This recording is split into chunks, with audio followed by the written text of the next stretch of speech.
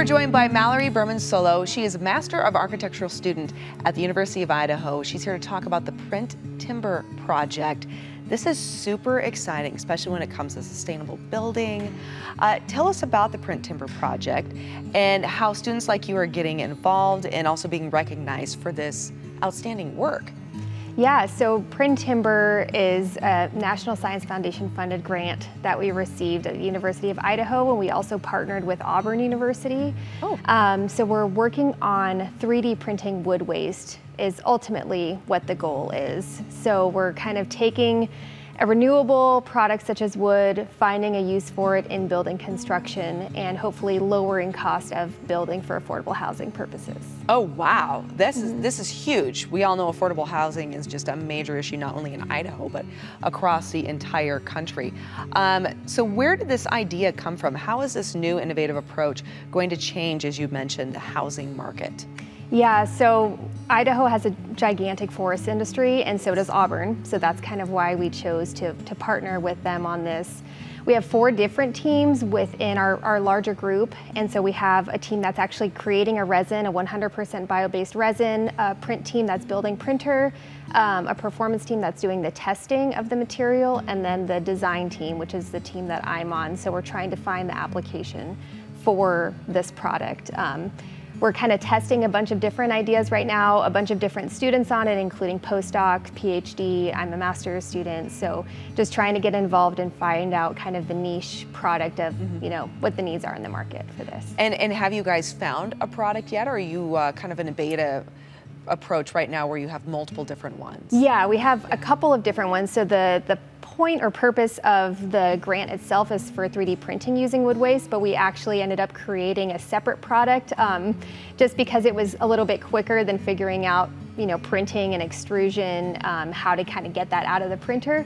So we created what's called a TechnoLog, and it's basically using a bunch of different size wood waste, so including chips and strands and things like that, compressing it into a block, like a stackable brick form. So just think concrete masonry units, that type of idea. So yeah, we have that kind of product out there, still working on testing of that while simultaneously doing the printing, a 3D printed cavity wall. So. Okay, and we've kind of touched a little bit on the benefits of this, but I want to expand more, right? You're talking about how this might be a great go-to for affordable housing. Yes. What else? What are some of the other benefits that this could really bring to the table?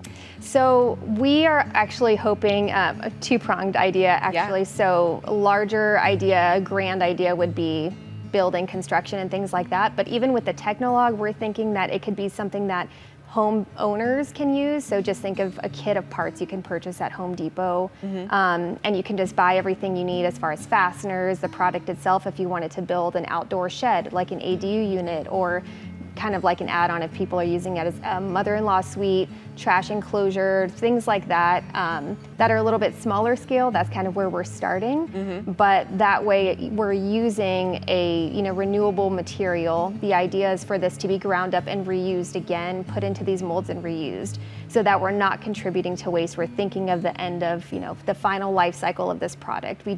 We're using waste, but we also don't want to contribute to waste at the end of that product's life cycle as well. Usually for wood framing construction, usually only about 40% of a single tree is put to use, and the rest of that is wasted. Really? So with such a renewable resource, it's almost like that's kind of how the grant started, of asking that question of why aren't we using more of this material? Why isn't it being recycled? Why isn't there a way to make use of this waste? Yes. Oh, I love this. This is fantastic. Okay, and you had mentioned the grant, right? Yes. That's how this is funded. Tell us more about that. Yes, so National Science Foundation funded grant, $4 million grant that we were awarded back in 2021. So I actually started at the beginning of this grant, and it's been definitely fun just kind of figuring out best applications, how to work with it. So we're hoping possibly that later on we can add on and do additional grants later to kind of build out this product or multiple products and see what it turns into. Oh, this is exciting. Yeah. Definitely. All right, so where can our viewers go so they can learn more?